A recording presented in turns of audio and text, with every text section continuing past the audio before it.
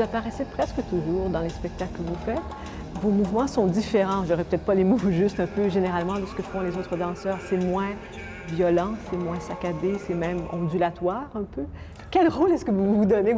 C'est à côté dégingandé un peu. Peut-être qu'il va avec votre corps, je ne sais pas. Peut-être en partie. Moi, j'arrive sur une scène souvent parce que, personnellement, j'ai toujours été intéressé à voir comment le chorégraphe qui crée l'œuvre bouge naturellement. C'est pour ça que j'ai toujours aimé voir le chorégraphe sur scène, ça me plaît. Souvent, il y a une différence effectivement entre le chorégraphe et les danseurs. Et puis souvent, on voit que finalement, il favorise peut-être pas nécessairement la gestuelle qu'il donne aux autres, que c'est pas peut-être son naturel pour lui.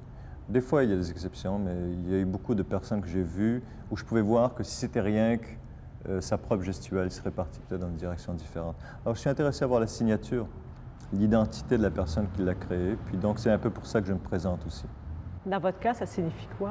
Ça signifie, vous savez, comme une empreinte digitale va signifier une identité particulière, je pense, ou l'empreinte vocale d'une personne, l'empreinte de mouvement d'une personne signifie aussi, quelque part, si on sait l'observer, déroule un peu et offre à la vue la personnalité de la personne qui bouge.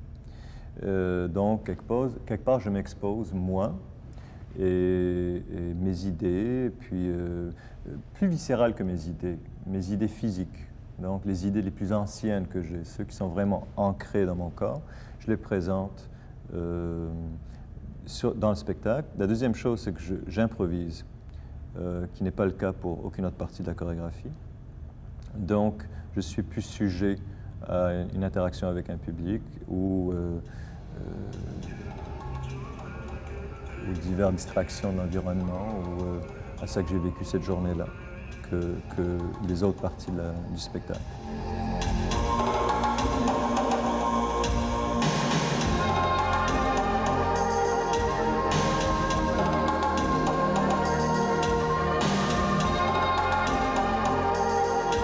Vous n'étiez pas à l'aise, vous avez toujours dit, j'étais pas à l'aise dans mon corps quand j'étais jeune, quand j'étais adolescent, tout ça. Est-ce que vous avez mis du temps à l'être assez pour pouvoir aller sur scène, justement, devant des gens? Je pense pas que je peux vous dire que je suis à l'aise quand je suis sur scène. Je pense pas, d'après ce que j'ai vu dans les années que j'ai fait de la chorégraphie, que les danseurs le sont aussi. Les danseurs le sont pas non plus? Non, et je crois qu'il y a personne qui serait particulièrement à l'aise à paraître devant d'autres personnes parce que on peut pas écarter complètement la sensation qu'on se fait, c'est quoi le mot là? Observer. L'observation par quelqu'un d'autre introduit toujours un élément de malaise. Et je pense pas qu'il y ait d'acteurs ou de danseurs qui ressentent pas ça. On le fait pourquoi, alors? Ben, comme d'habitude, ça amène quelque chose de négatif et ça amène quelque chose de positif. Parce que quand ça marche, parce que le spectacle n'est pas comme le film, c'est pas toujours stable, il y a des journées qui marchent mieux que d'autres. Quand ça marche, il y a un courant, un corridor de communication qui fait dresser les cheveux sur la tête. On le sent, c'est comme une rivière d'énergie, c'est comme mettre sa main dans un torrent de chaleur. C'est super. Et c'est des journées qui sont rares, mais où les soirées qui sont parfaites. Mais quand ça se passe, c'est vraiment mémorable. C'est mémorable pour une audience et c'est mémorable pour le performeur.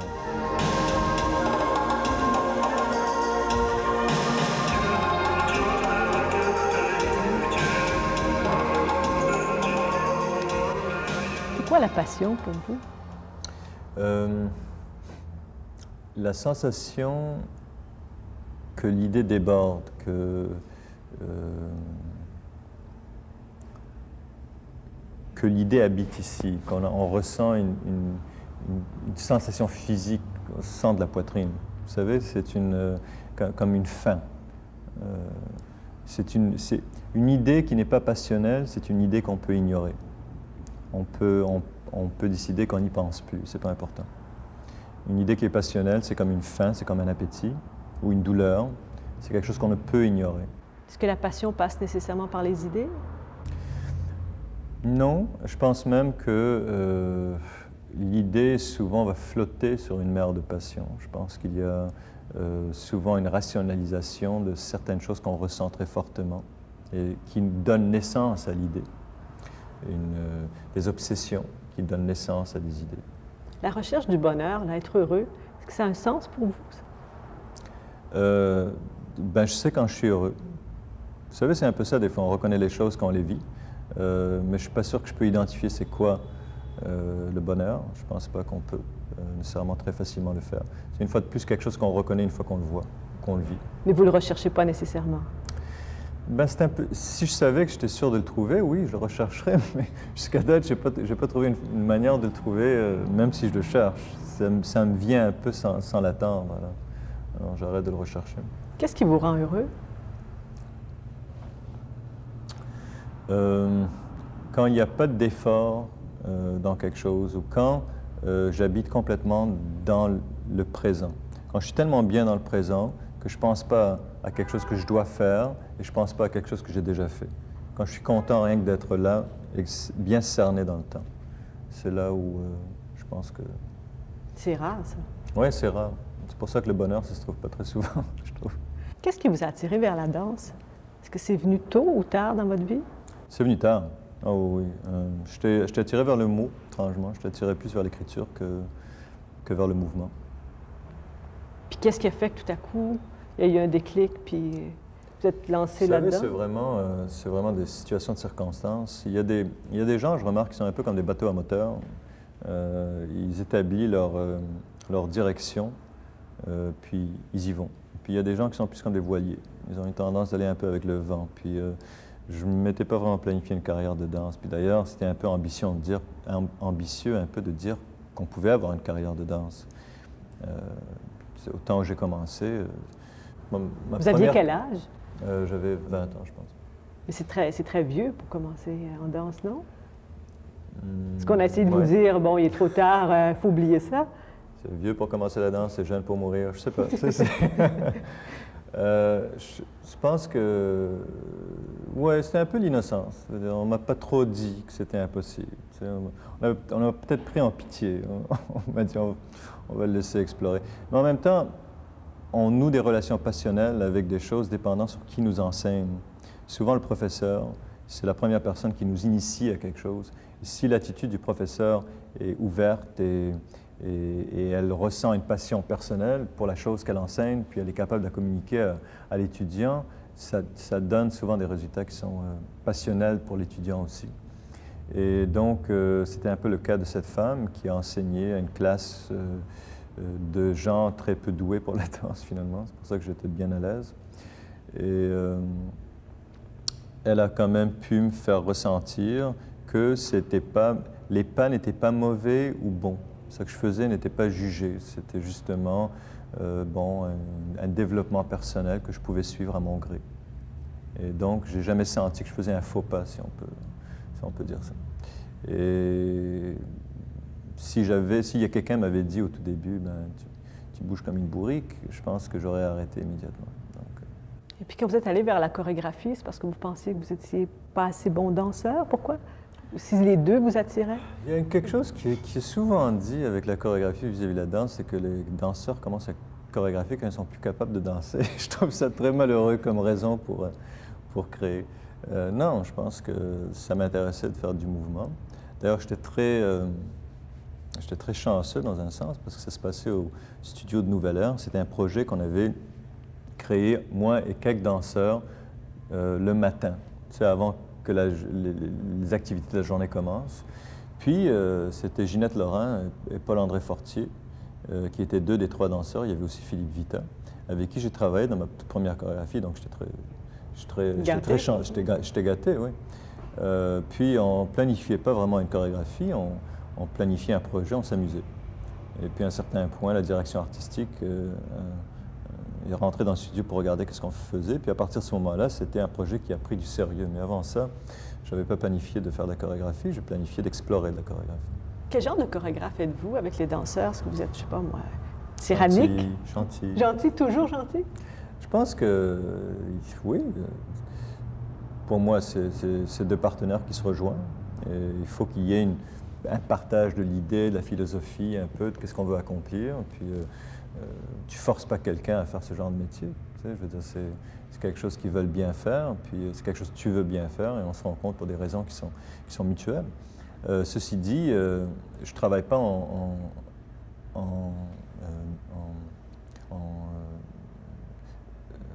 improvisation. Je ne travaille pas en improvisation. Je ne demande pas aux danseurs improviser, puis là, je vais prendre ce morceau. Je suis directif dans ce que je veux, mais je considère que c'est une partie d'un tout et que le danseur est la réalité pour l'audience. Qu'est-ce que vous exigez d'eux? Qu'est-ce que vous attendez? J'attends, la première chose que tout chorégraphe attend, c'est la capacité d'un danseur de faire la même chose plus qu'une fois. Tout le monde peut être génial une fois dans sa vie, dans n'importe quoi. C'est pas une cause Mais perdue faire pour moi, ça là. 2 fois, non, c'est ça. Je pense qu'il y a eu des moments dans ta vie où j'aurais pu te mettre sur scène, puis ça aurait impressionné une audience. Le problème, c'est de refaire la même chose 2 fois.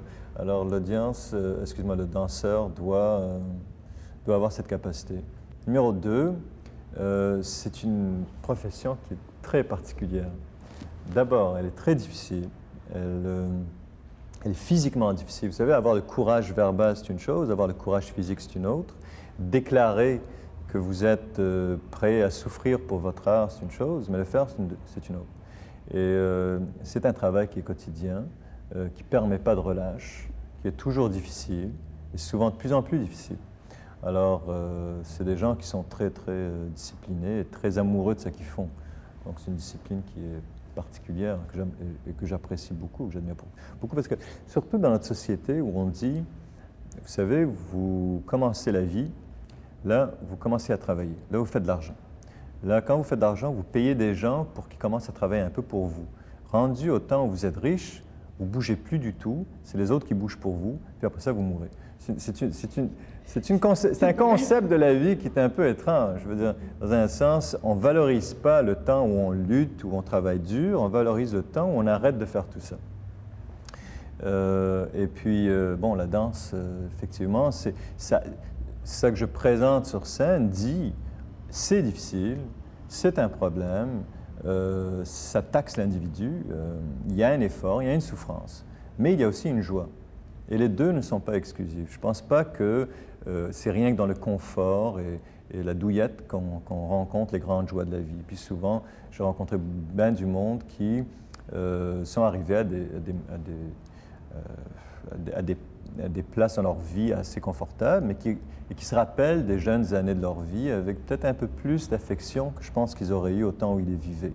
En disant, tu sais, à cette époque-là, en fait, même si c'était plus difficile, je vivais quelque chose. Il y avait quelque chose de plus réel pour moi. Et puis... Les gens qui travaillent avec vous, c'est comme entrer en religion? Non, mon Dieu, non.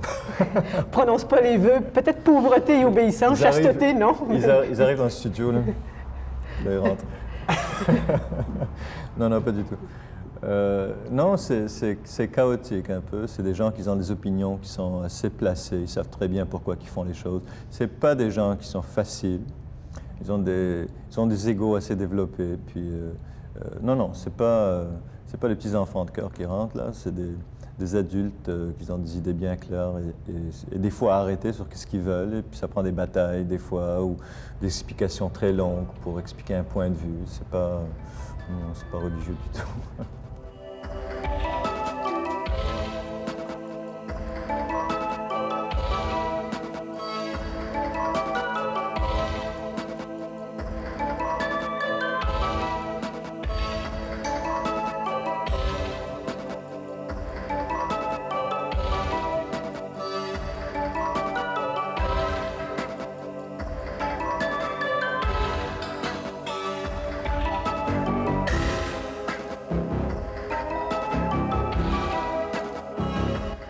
Dans les chorégraphies que vous faites, dans les portées, par exemple, on voit des danseuses comme Louise Le Cavalier littéralement porter les hommes, ce qu'on ne voit pas du tout dans le ballet classique. Est-ce que ça aussi, c'est pour briser les stéréotypes, entretenir l'ambiguïté sexuelle, le côté androgyne, que l'univers reste trouble comme il l'est dans le fond? Oui, puis en partie aussi parce qu'on vit beaucoup d'illusions dans nos vies quotidiennes, puis on y croit souvent. C'est des illusions, mais ça nous paraît réel. Qu'est-ce que vous voulez dire? Comme par exemple la portée que vous avez dit. Quand un homme porte une femme, on trouve ça normal. Quand une femme porte un homme, on trouve ça étrange. Tout de suite, on cherche le problème, comment que ça peut se faire, ou c'est quoi la technique. Mais en fait, les deux sont une illusion. Quand l'homme porte une femme ou lève une femme, la femme coopère. Il n'y a pas de danseur que je connais qui pourrait lever une femme qui ne veut pas être levée, plus que quelques fois, sans se créer une foulure du bas du dos ou quelque chose d'autre d'assez grave. Mais quand le processus inverse est entamé, les gens trouvent pas ça naturel, donc il y a en fait une analyse un peu plus consciente de qu'est-ce qui se passe devant eux. Finalement, les deux sont des illusions. Tout ce que je fais, c'est que je renverse une illusion, je substitue une illusion pour une autre. Vous, qu'est-ce que vous voulez provoquer chez le spectateur? C'est que je ne vise pas quelque chose de spécifique. Je n'essaie pas de provoquer une émotion ou une idée qui est très, très cernée. Je pense qu'il y a plusieurs idées qui sont présentées le cours d'un spectacle et plusieurs émotions. Et aussi un élément d'un spectacle qui échappe au créateur. Je pense qu'il y a eu souvent des gens qui sont venus me parler de choses qu'ils avaient vues dans le spectacle que je n'avais pas anticipées. Qui fait que plutôt que d'envoyer un message à tout le monde prend son message. Et ça crée donc une diversité d'opinions. Donc, qu'est-ce que la création veut dire et puis à quel point elle est efficace. Ça varie de personne en personne. Vous êtes même allergique au message comme tel, au côté narratif. Vous ne voulez pas? Allergique. Oui. Non, je ne suis pas fou des messages parce qu'il faut simplifier beaucoup pour que tout le monde dans un public reçoive le même message. C'est difficile à faire. C'est pas difficile à faire, c'est rien que ça ne me plaît pas. Je pense qu'il y a une série de messages en interaction dans presque tout ce qu'on fait. Et ça inclut l'art. Et je ne pense pas qu'il faut simplifier ce processus. Il y a une complexité inhérente dans la création et dans la communication humaine. Puis, je ne crois pas que c'est à l'art de le simplifier à quelque chose de complètement compréhensible. Et vous travaillez aussi dans le silence. La musique intervient à la toute fin. Et vous faites ça toujours de cette façon-là. Oui. Je ne pense pas qu'il y ait une relation nécessaire entre la musique et la danse. Je pense que c'est une relation c'est un mariage qui arrange les deux, mais ce n'est pas une nécessité. Puis, la musique est une force émotive indéniable. Quand Hitchcock avait fait une expérimentation une fois avec un film où il avait présenté le même morceau de film avec une musique qui était épeurante, une musique qui était triste et une musique qui était comique. Et effectivement, le film changeait de coloration émotive de musique en musique. Que d'ailleurs j'ai fait à une certaine époque, en 87 je pense, le Bolshoi était venu pour présenter un pas de deux de Spartacus de Khachaturian. Je ne savais pas de truc de Hitchcock à l'époque, en passant. Et ils ont dansé un pas de deux classique sur cette composition. Et nous, on avait été invités à suivre leur pas de deux avec le nôtre, qui était bien sûr un peu plus extrême, et qui était aussi sur une musique à l'époque qui était très extrême. Et j'ai demandé à l'interprète de rebobiner le tape et si on pouvait aller tout de suite après redanser notre chorégraphie sur leur musique. Et ça que je n'avais pas anticipé, c'est parce que moi je trouvais que c'était une idée un peu intéressante, un peu farfelue, mais bon. Sauf ça que je n'avais pas anticipé, c'est que les gens qui avaient déjà vu ma pièce, qui avaient déjà vu la pièce que je présentais... Avec la musique originale. Avec la musique originale, allaient venir me dire ensuite que c'était une chorégraphie plus lyrique et puis qu'ils trouvaient que je m'adoucissais et que c'était bien. Est-ce qu'ils ont dit que c'était mieux? Oui, non, ils ont apprécié le fait que c'était plus doux. Alors qu'il n'y avait eu rien qui avait changé, ni au niveau de la vitesse de l'interprétation des danseurs, ni au niveau des pas. Alors, bon, c'est peut-être une manière un peu évidente de constater à quel point la musique peut avoir un effet. Et puis, donc, c'est des fois intéressant d'unir, parce qu'on a parlé un peu des spectateurs qui souvent n'ont pas le même message. Ben, la musique a une tendance d'unifier le message, faire en sorte que tous les spectateurs vont recevoir le même message émotif, qui n'est pas souvent le cas quand ils regardent. L'œil est plus froid, il analyse d'une manière plus froide, et ce n'est pas garanti qu'on ressente les mêmes émotions. Mais si on ajoute la musique, on unifie le message, on le simplifie quelque part, ou on l'enrobe, et donc c'est attirant dans un sens. mais ce n'est pas nécessaire.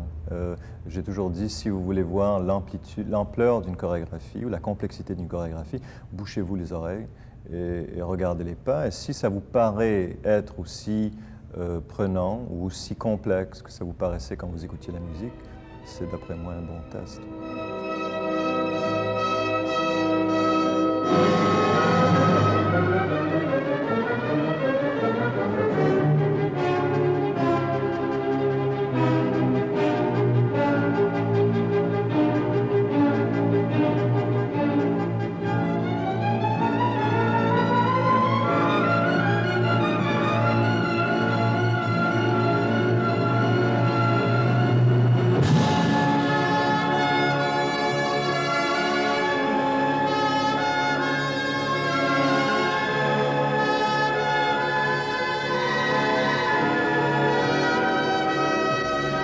Quand on vous regarde, quand on vous écoute, quand on regarde ce que vous faites aussi, on a une impression qui est double un peu, c'est-à-dire d'un univers qui est très près de l'enfance, de la pureté, et en même temps d'un côté angélique, là, si je peux m'exprimer comme ça. Puis d'un autre côté, il y a un côté ange, mais ange-démon, un côté plus diabolique, qui est trouble, qui est près de la perversité, comme si les deux pôles, le bien et le mal, là, si c'était très fort. Je vais changer d'habit la prochaine fois que je vais faire une entrevue. Est-ce que l'humour et la dérision, c'est pour fuir les questions gênantes quand on est gêné? Non, c'est parce qu'il y a toujours un petit côté comique dans tout, puis même dans les questions gênantes, il y a quelque chose de comique. C'est encore une fois, tu sais, la vision du jugement qui dit il y a du positif, il y a du négatif, il y a du vieux, il y a du jeune, il y a du grand, il y a du petit. Toujours cette vision qui quantifie tout, alors qu'en fait, tout est relié à tout. Et puis, le bon et le mal est vraiment, quelque part, une vision occidentale qui sépare deux éléments de la nature humaine. Puis, c'est pas nécessaire que l'art continue à entamer ce processus. Je pense que justement, c'est bien de mélanger une fois de plus le message pour que ce ne soit pas simplement un message soit angélique, soit diabolique, mais en fait humain. Donc une connexion de ces deux éléments et d'autres aussi. Le fait de vieillir, est-ce que ça vous fait peur? Une partie de moi, oui. Ouais, il y a toujours des rationalisations qu'on donne quand on veut expliquer pourquoi que c'est pas vraiment un problème de vieillir. Il y a une autre partie de nous qui n'aimons pas ça. Je pense que l'idée négative qu'on a de la vieillesse est beaucoup due à la relation qu'on a entre la vieillesse et réduire son potentiel. Je pense qu'on voit la vieillesse comme une réduction du potentiel physique, mental, émotif. Et c'est pas nécessairement vrai. Je pense que c'est une réduction qui est particulièrement évidente dans notre société, parce que notre société est primée beaucoup vers la jeunesse, beaucoup vers l'apparence, et que beaucoup de cultures ont une place pour le vieillissement. Et c'est une place qui est une place d'honneur, parce que de toute façon, il n'y aura qu'une route. Hein. Il y a des gens qui sont en avant de nous, des gens qui sont en arrière de nous, mais il n'y a qu'une sortie de cette route. Et tout le monde va la prendre. Alors, ce n'est pas vraiment utile de dire qu'une partie de cette route est plus privilégiée qu'une autre. C'est la même route et elle va finir. La mort, est-ce que vous pensez à ça souvent? Ça m'arrive. Est-ce que ça vous habite ou ça vous habite? Pas continuellement, je veux dire, c'est pas une obsession, mais ça m'arrive. Parce qu'il y a des créateurs qui sont obsédés très jeunes, aussi des gens qui sont obsédés par le sentiment de la mort. J'ai pensé à la mort souvent quand j'étais petit, parce que surtout, je trouve qu'on ne pense pas nécessairement plus à la mort à fur et à mesure qu'on vieillit. Les enfants sont fascinés par la mort aussi. C'est un concept qui est particulièrement étrange pour eux. Vient de naître, là on leur dit, bon, à travers les histoires, ils commencent à sentir un peu à travers les narrations qu'ils vont peut-être un jour mourir ou qu'il y a des gens autour d'eux qui vont mourir. Puis c'est un concept qui est un peu étrange pour eux. Ça me paraissait étrange à l'époque et en même temps, ça me paraissait naturel. Alors, effectivement, ça captait mon attention.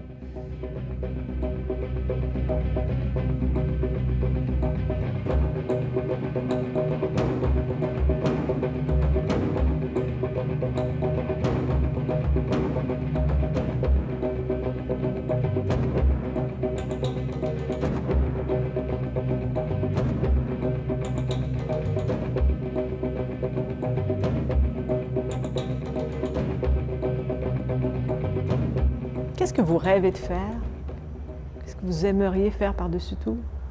Oh là là. Pas dans la vie, là, mais dans la création. C'est encore pire que la vie, ça. Oui.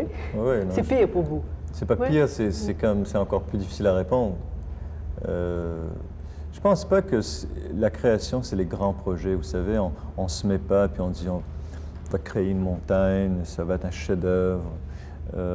C'est plus on crée, comme on parle, comme on vit, donc ça varie. Et puis, c'est l'acte. Il faut aimer l'acte de la création quelque part. C'est pas le résultat qui te fait aimer ça. C'est pas parce que le résultat, ça se peut que ça marche pas. Ça se peut que ce soit raté complètement.